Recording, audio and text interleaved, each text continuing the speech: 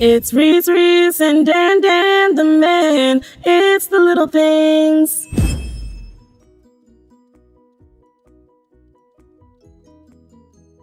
Hey guys, welcome to The Little Things with Sirece and Daniel. This is part 2 of what your woman wants to eat. In part 1, we talked about all these different things of why women get confused and why men get frustrated. In part 2, we want to dive into how you make those choices and how you finalize that. Let's dive very deep. What do you do when you do make that fateful choice, oh you faithful men, and you decide on a food item or place and you get there or you get the item and you bring it home and it is very evident that your wife or girlfriend does not want to eat that? That is a bad place to be. In my case out here, like the toaster started going and I'm like, oh, she's making random toast so because depressing for you to bring home the very food that I most likely didn't want, and I'm just over No, because what it is you'll be like, you won't feel like continuing the discussion. But you'll be like, fine, I'll take squid. But and I'm like, you didn't have to agree to get squid. But if you know that I don't want squid, like, don't pursue it. And I think it also comes with you just helping me, again, search my heart. This is what part 2 is all about. Going through those questions and figuring out how to find out what I want and helping me. The woman needs the man to help her be committed to the process of finding out. Because we will give up and just be like, you know what, forget it. Like, I'm not even hungry anymore because nothing sounds enticing, nothing is hitting it for me, and then you just brought home this squid. Like, clearly I don't want that. This is real. These are the little things, because these little things of deciding what to eat can turn into some huge arguments, huge frustrations, and a lot of hunger. Yes. And we already know hungry women, need I say more? Nah, hungry men. I don't know, but hungry women though, All right. y'all get quiet. True. We do get quiet. And y'all get into like a little caveman thing. Hungry women, it's a wrap. Yeah. Like, we can't enjoy anything when we're hungry. That's true. So I just encourage you guys in the little things to encourage each other to be committed to the process. You gotta learn your woman to understand. Time. Yeah, and women, you've gotta be patient with your man. I mean, they are not mind readers. Okay, listen, I'm gonna say it. You're not a mind reader. You can be you read my mind right now. We don't know how to read minds. We don't know how to read minds. Yes. ESP. I'm sorry that you don't know how to read minds. Okay. It is a beautiful I'm sorry thing. too. I really wish I could. Listen, because they don't know how to read minds, we have to be patient as women. And not just with choosing your food selection, but anything. You know, where do you want to date? What do you want to do? How do you want to raise your child? How do you want to find this job? How do you want to pay for this? How do you want to save? All of those things come from admitting that neither person can read your mind. You need to be committed to understanding your partner, your spouse, and you need to be committed to helping them understand what they truly want. Because once a person settles for something that they don't want, it's going to rear its ugly head at some time later. At some time later, somebody will even resent or blame you for saying, oh, well, you made me do this. You made me eat this. You made me pay this. You made me spend this because I really didn't want to. But the truth of the matter is, sometimes you need to give the other person time to figure out what they want so that you can come up with a very solid decision. And really, we're talking about food here because it is that serious. All right? Don't let the little things blow up into big things. Being honest, sometimes guys don't know either. And sometimes we go through a similar process. Okay. But that's true. It just don't be as long. This is true. Guys don't always know either. Like to your point, the hungry guy, like, I don't care. Exactly. A lot of times I don't care. Like, he just wants to eat. Like, if I'm hungry, I just want to not be hungry.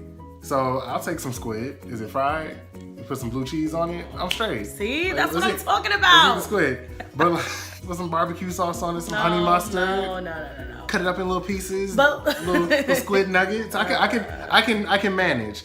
I think guys, we're a lot more adaptable, whereas women, you guys want that thing. Like, you want that specific thing. Yes. But I think as husbands, like, you become conditioned to adjusting to the wife. If I'm being honest, like, I'll be like, yo, all right, she wants this, whatever. I'll figure out. I'll make it work.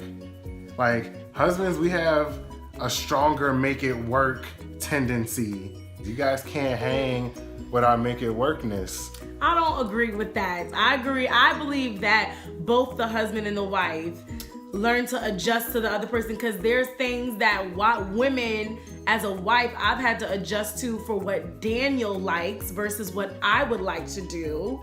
And so I do not agree that men have higher. It's a smidge. I mean, it's like 51-49. Okay, I will say I see what you're saying as far as... Because, like, my night's not ruined if I don't like dinner. But I think that's different than adjusting. I think it's just you don't care as much. You know, if you don't care as much, then it's not really an adjustment for you. But that's another misconception. You've been misconceptioning me this whole time. The whole time. The misconception is that I don't care. You just said you don't care. Nah, I wasn't saying I don't not care. I care less. Well, he didn't say that. You see what happens in communication? He said, I don't care. He said he can have squid with barbecue sauce on it. So once I hear that, then I know that it's free reign for me to choose what I want to eat. But deep down... Communication, though. Deep down, people... Because we're not mind readers either. So if you say the woman that you don't care, then we're going to take advantage of that just like you would if I said I don't care. Okay. So in the spirit of communication, let me rephrase that. Let me rephrase that. So we care less. Okay. It's not that we fully don't care, because I don't want squid. Exactly. I probably don't want squid. See? But I can make squid work. Whereas if the tables were turned, squid's not gonna work for you. Like, your night's ruined. You're gonna go into a funk. You're gonna go to bed at 9:30 because and have a nightmare of the squid monster and have a nightmare attacking me and my family. Meanwhile, my stomach's rumbling a little bit because it's a little weird that I just ate squid, but I'm gonna keep playing 2K. and I'm gonna keep it moving. We adjust differently as men and women. If I really, really don't want something, I'm gonna be like, all right, we're not going there. But like, if I care less than she cares, then, you know, it kind of is what it is. It's like the table settings at the wedding. I don't care. I want them to look nice. I do want them to look nice. I want to walk in. I want to be like, okay, this is cool. I'm proud to show these pictures off. Well, we know that. But we know you want it to look nice. But at the same time, I'm not gonna. You don't care that much about the color and the design. Don't. And this is why you guys. I love how. I don't care about the design and the color.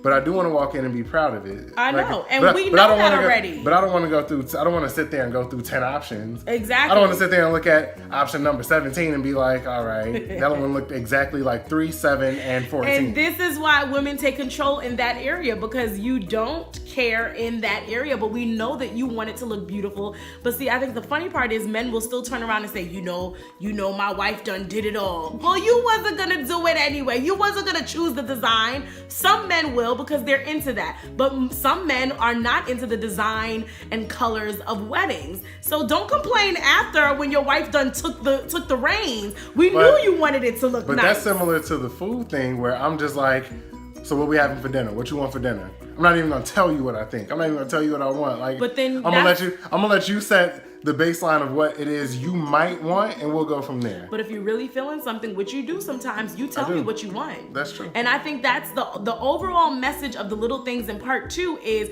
both parties have to commit to allowing the other person to figure out what they really want and communicate that. Just like Daniel said earlier, be honest. And like I said earlier, be committed to the process of allowing your spouse, because sometimes I may want something, but I know Daniel's been craving something else, so we'll go for that, you know? And you gotta be able to be flexible and compromise on both sides. So don't let food come in between your marriage. But I think that was a great example and analogy in comparison of men choosing wedding colors and designs. They just want it to look good, and sometimes they just want to eat. But we want the design and the color. We want the specific food item. So women, be patient with your men, and men, be committed to the process.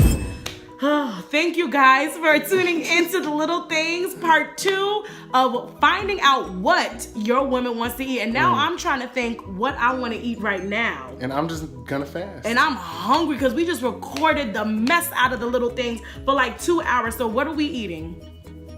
I don't know. I feel like I want something with bread, but no carbs. Okay, cool. Pita. I don't want pita. Pita, who eats a pita? Guys, we'll see you next week with The Little Things.